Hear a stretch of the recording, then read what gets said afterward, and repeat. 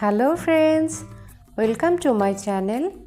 আজ আমি নিয়ে এসেছি আরও নতুন একটি ভিডিও।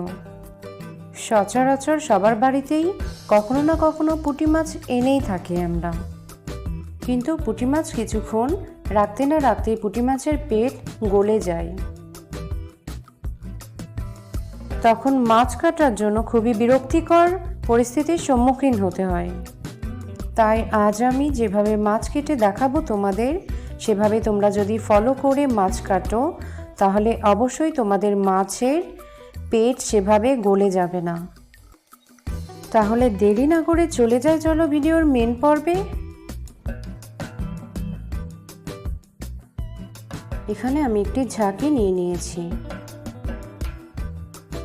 যেখানে একটি মাছ নিয়ে ঝাঁকিতে অল্প অল্প করে আস্তে ঘষে তুলে দিচ্ছি। ঝাঁকিতে মাছ নেওয়া অবস্থায় মাছ অবশ্যই খুবই আলতোভাবে ঘষতে হবে।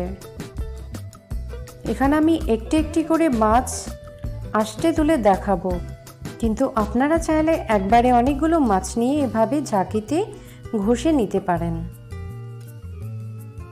মাছগুলো সম্পূর্ণ ঘষা হয়ে গেলে সম্পূর্ণ মাছ একসাথে আলতো করে জলে ভালো করে ধুয়ে নিব।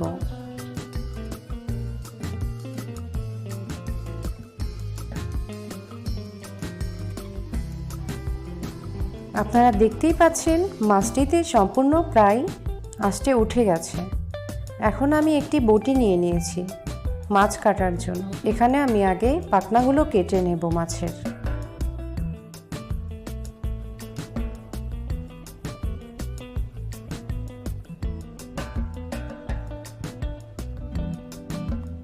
এ পর্যায়ে আমি মুখটা কানকো সহকারে কেটে নিচ্ছি।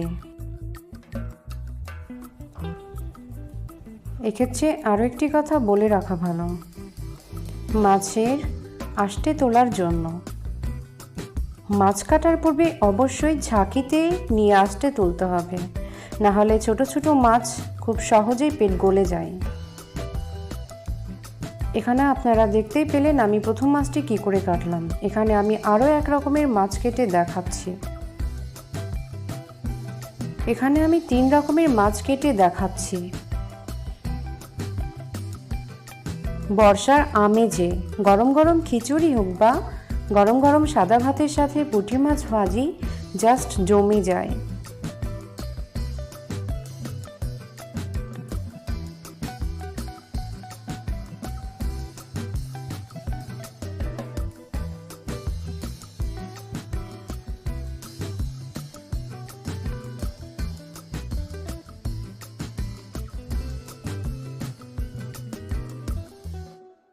বর্ষার আমেজে খিচুড়ি হোক বা সাদা ভাত, মাছ ভাজি হোক বা বাটি চচ্চড়ি, আমার কাছে খুব দারুণ জমে যায়।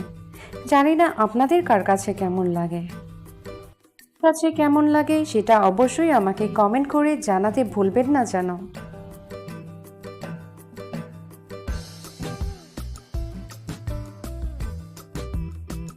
দেখুন বন্ধুরা, আমার 3টি শেপের মাছ কাটা একদম রেডি। আমি একইভাবে নিজের মতো করে যে কোনো একটি শেপের সবগুলো মাছ কেটে নিয়েছি। আপনারা চাইলে আপনাদের যে কোনো পছন্দের শেপে মাছ কেটে নিতে পারেন।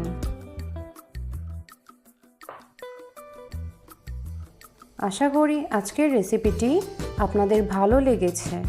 আর যদি ভালো লেগে থাকে তাহলে অবশ্যই চ্যানেলটাকে সাবস্ক্রাইব করে পাশেই থাকুন। পরে দেখা হবে অন্য কোনো রেসিপি নিয়ে। সবাই ভালো থাকুন। ধন্যবাদ।